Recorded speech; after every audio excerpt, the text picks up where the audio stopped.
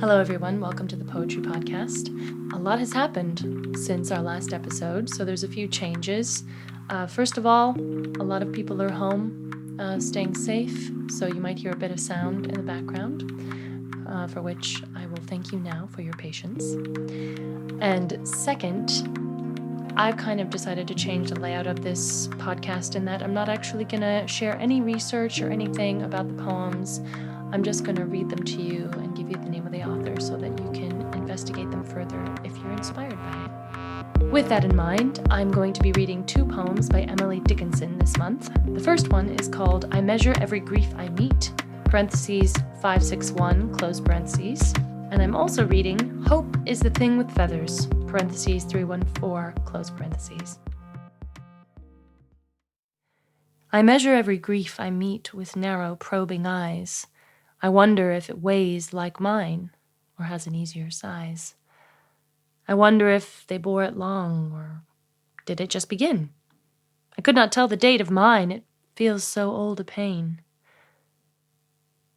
I wonder if it hurts to live, and if they have to try, and whether could they choose between, it would not be to die.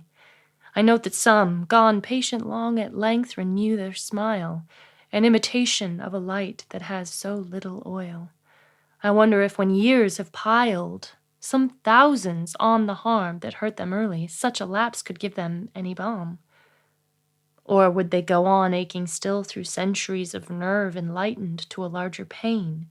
In contrast with the love, the grieved are many, I am told. There is the various cause, death is but one, and comes but once, and only nails the eyes. There's grief of want, and grief of cold, a sort they call despair. There's banishment from native eyes and sight of native air, and though I may not guess the kind correctly, yet to me a piercing comfort it affords in passing Calvary, to note the fashions of the cross and how they're mostly worn, and still fascinated to presume that some are like my own. Hope is the thing with feathers that perches in the soul and sings the tune without the words and never stops at all.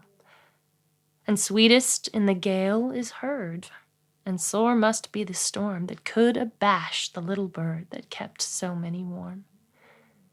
I've heard it in the chillest land and on the strangest sea, yet never in extremity it asked a crumb of me.